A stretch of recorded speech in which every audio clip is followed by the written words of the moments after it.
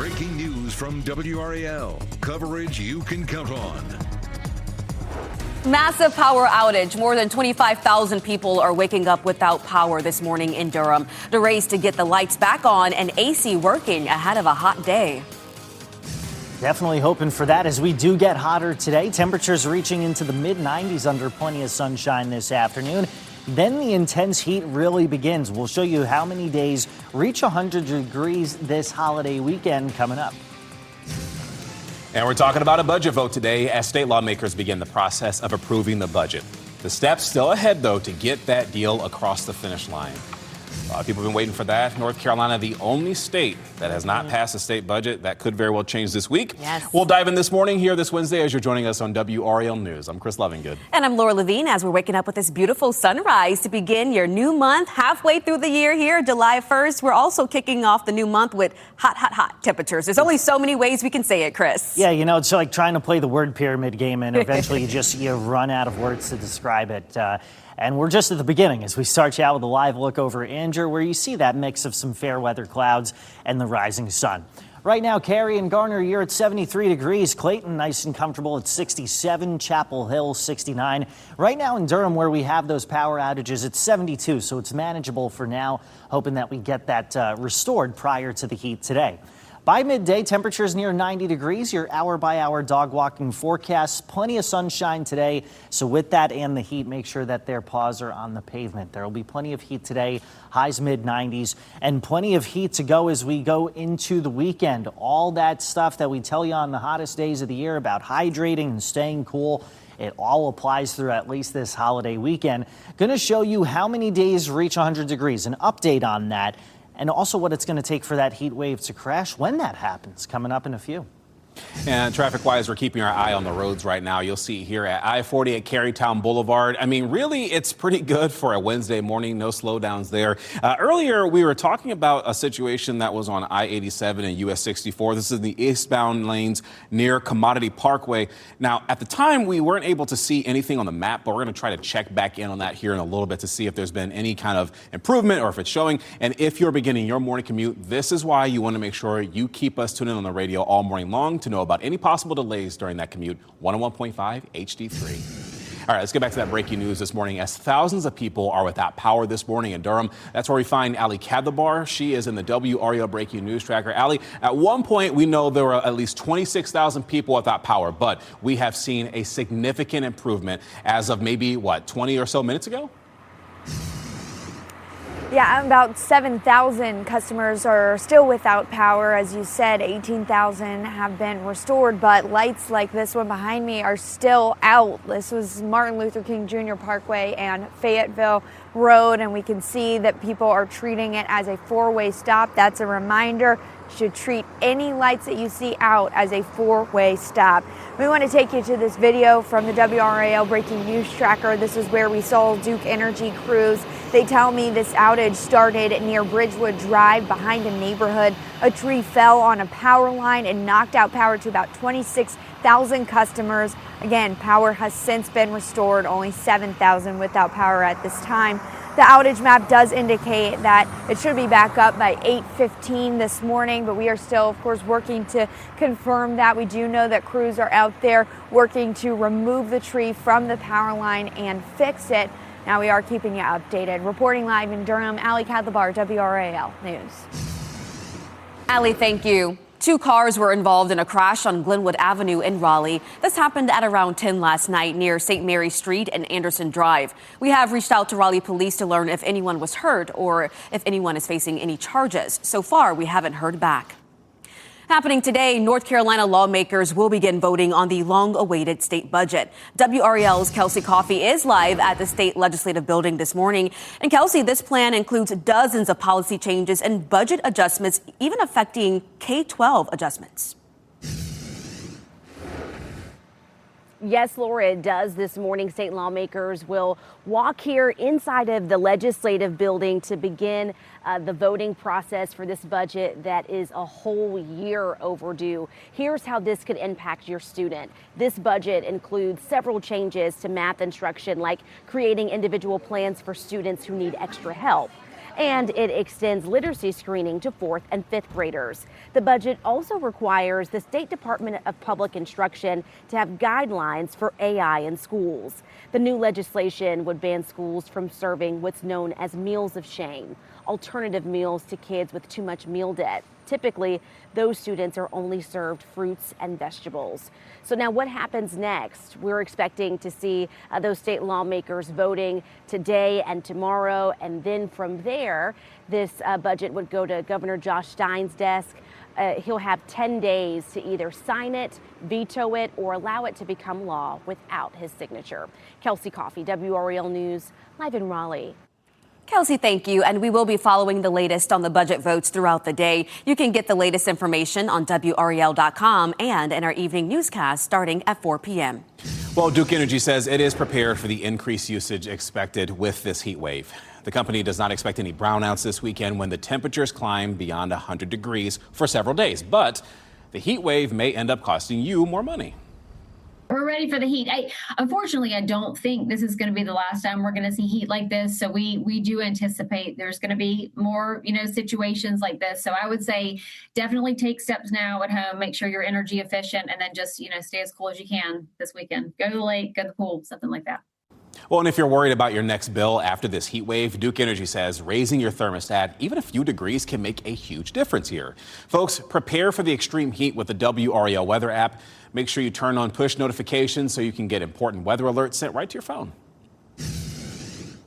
Well, it looks like Rockingham County Sheriff Sam Page is suing the county and the son of State Senate Leader Phil Berger. You see, Page claims that Kevin Berger abused his elected position on the Rockingham County Board of Commissioners to retaliate against Page for running against his father.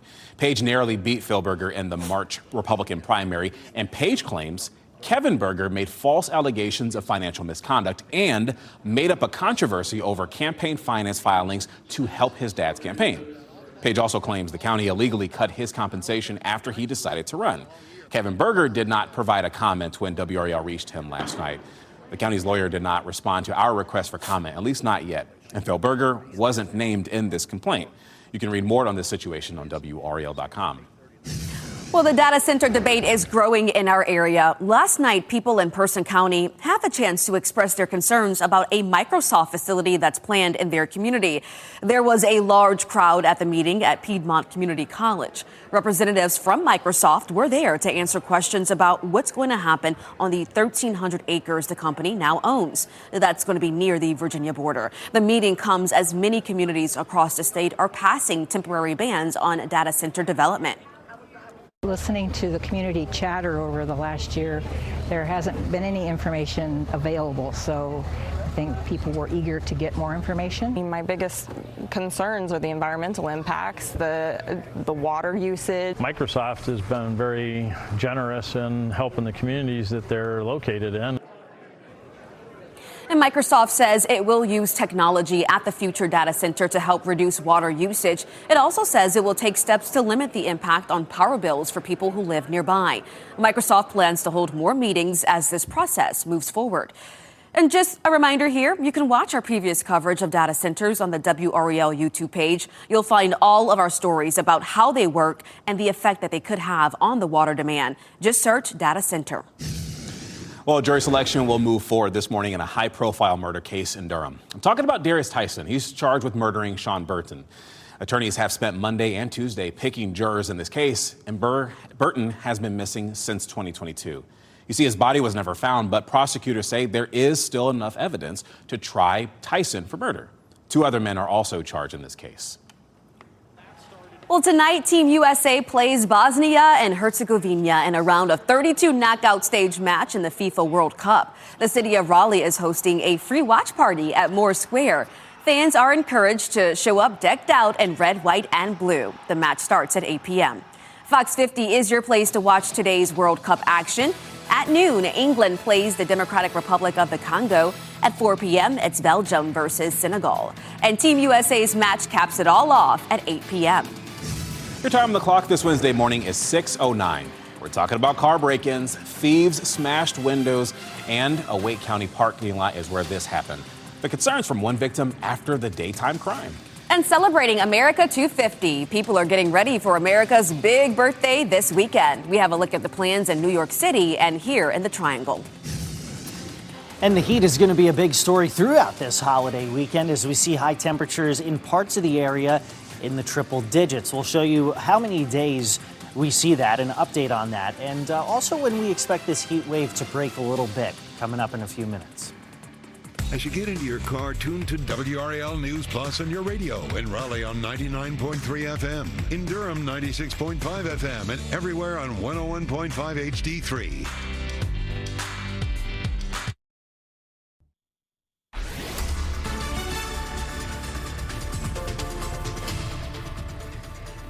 Coming up on 6:13 with a live look at Franklinton with that mix of some fair weather clouds and the rising sun. Temperatures so far this morning in the low to mid 70s across much of the Triangle, although Fuquay, Chapel Hill, and Clayton in the mid to upper 60s so far on your Wednesday morning. The humidity is not overbearing. I mean, you can feel it, but it could certainly be a lot worse. Temperatures today hotter, mainly sunny temperatures reaching the mid 90s this afternoon with a breeze out of the southeast. All it takes is a little bit of a change for it to come from the south and the southwest for temperatures to really start spiking after today. And it looks like that's what's going to happen as we head into the holiday weekend. I'll show you why heat advisories haven't been issued just yet, but when we expect them to be issued coming up in about 5 minutes. All right, sounds good, Chris. Meanwhile, we're looking at I-40 at Aviation Parkway right now. And as you see right here on your screen, you've got a lot of cars that are starting to begin their Wednesday morning commute. It's also possible that they're in the process of beginning their July 4th holiday run, right? We've been talking about how busy of a week this is going to be. Right now, I'm kind of stepping off to see if there are any updates regarding a crash. And I'm seeing at least one being reported on New Bern Avenue in the westbound lane near New Hope Road. So keep that in mind and give yourself a little extra time during your morning commute. And while you're beginning your morning commute, keep us tuned in on the radio all morning long, 101.5 HD3. Happening now in the WRAL Live Center, a breakaway group of traditionalist Catholics have defied Pope Leo this morning by consecrating 4 bishops without his consent. Take a look at this live stream. This is a video of a seminary in Aachen, Switzerland by the Society of St. Pius X. And this group opposes the modernizing reforms of the Catholic Church. And they went ahead with the consecrations despite Pope Leo saying that they shouldn't do this. He said that this would amount to a sin of extreme gravity. And according to church law, the act of consecrating a bishop without the Pope's consent results in actually the harshest penalty in the Catholic Church. That's automatic excommunication for the 4 new bishops and the bishop administering the rite. This means they'll lose their privileges. So at this point, we're just waiting on a response from Pope Leo, and we, of course, will bring you that response as soon as he speaks out. Kirsten, thank you. Right now, we are hearing from a woman who was a victim in a string of car break-ins in Wake County. This is Sandy Wilson's car here. She was inside the Planet Fitness on Carytown Boulevard yesterday afternoon when her window was broken. Cary police say 5 cars were damaged there. Several people reported items stolen. Wilson says nothing was taken from her car because she didn't have anything inside to steal. To choose a busy parking lot in broad daylight with security, camera surveillance, people coming and going, I mean, it's pretty desperate. Yeah, she says the break-ins were caught on camera at Planet Fitness too. Cary police didn't say if any arrests were made.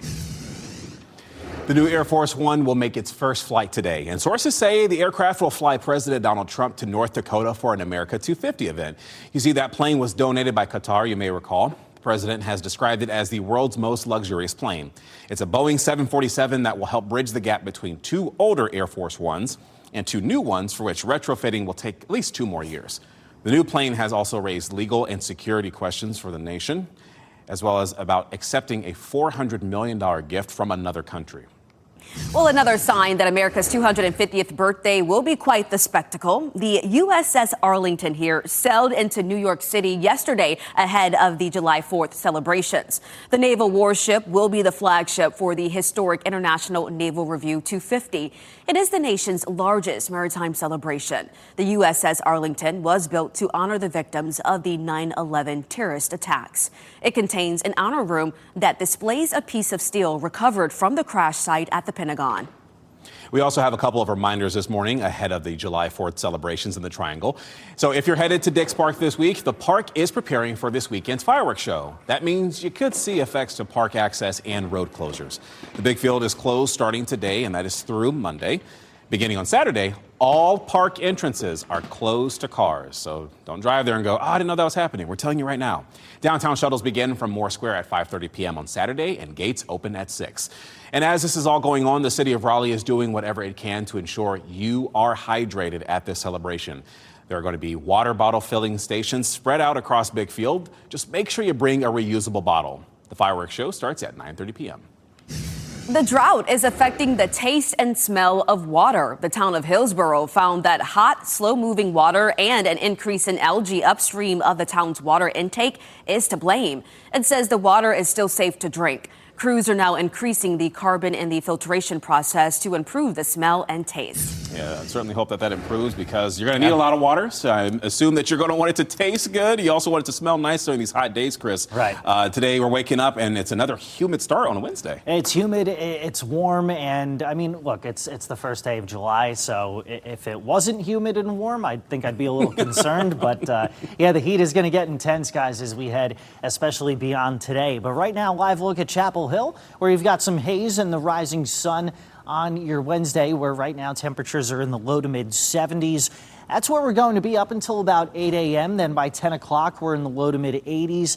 By midday, mostly sunny. Temperatures in the Triangle near 90 degrees, and certainly taking it up a few notches compared to just yesterday. Benson, Goldsboro, Clinton at 95. Raleigh and Sanford just above that. Rocky Mount, Roanoke Rapids at about 93 for a high temperature today. So that's not quite enough for a heat advisory to be issued around here. Now, around here, the National Weather Service reserves that for when the heat index reaches 104 or above. Other weather service offices have different criteria, but I mean, look at that. You've got heat advisories, extreme heat warnings, all the way from the Gulf Coast to the Great Lakes, from the Great Plains to New England. I would imagine, however, that as we head into tomorrow and then into the weekend, that we'll start to see some of those official alerts. Now, regardless of an advisory or a warning, you got to take this seriously, right? It's supposed to be hot in the summertime, but we're challenging record highs, which in July is saying something, especially Friday and on the 4th of July, when we see temperatures reaching the upper 90s and lower triple digits. Now, let's say that we hit 100 degrees for 4 straight days in Raleigh. Last time that happened was in the year 2012. Looks like that heat wave starts to crash as we head into early next week as a front comes through, brings us showers and storms, and then on the backside of that, we'll see temperatures only reaching the 80s. That'll probably happen by this time next week. So in the meantime, stay cool, stay hydrated, listen to your body. It's going to be very hot out there as we go into the weekend and into early next week, but then storms break that up a little bit heading into the middle of next week, guys. Yeah, I don't know if it's a meteorological term, but gross. That's how it's looking a lot of these days. All right, so we're looking right now at I-40 here. As you see, it's a pretty easy going here at Fayetteville Road. We've been checking on the radar to see if there are any particular hiccups or any crashes that may be slowing you down.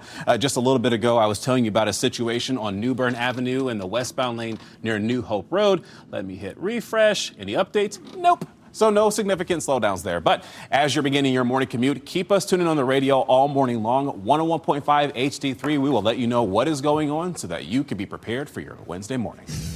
All right, coming up now, looking out for your pets. From party foods to fireworks to heat stroke. 5 on your side shares some of the top dangers for your furry friends this July 4th and how to avoid them. Plus, promise delivered, an update on a wedding photographer accused of scamming customers. How close the couples are to closure now. And if you see breaking news, have a story tip, or take video or pictures of the weather, report it to us. You can go to WRAL.com/report it to send your video, pictures, or tips to our news team.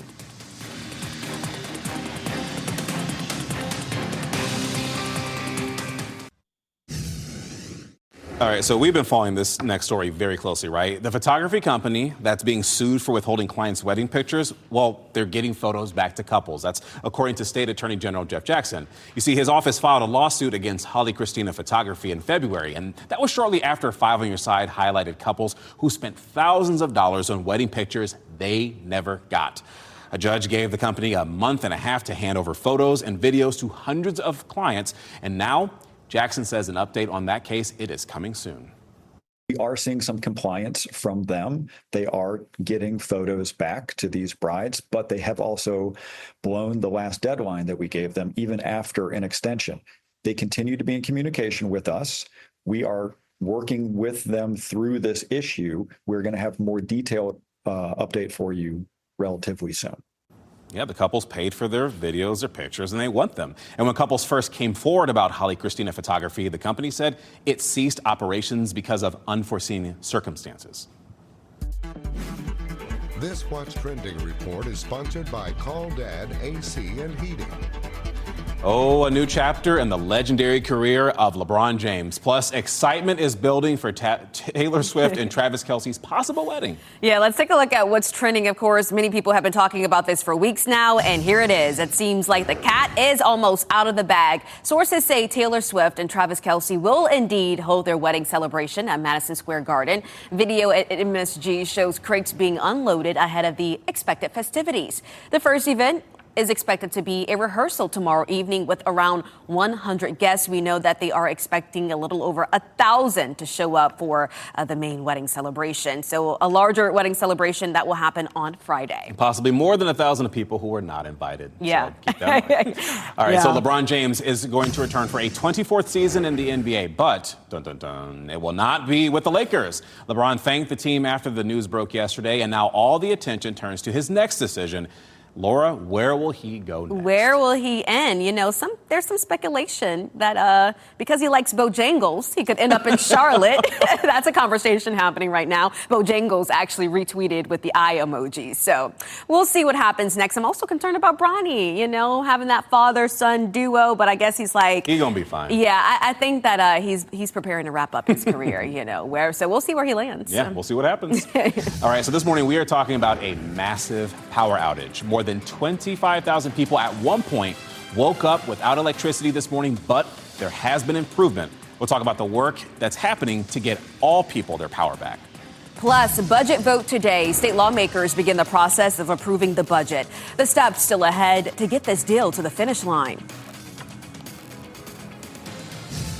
And we are halfway through 2026.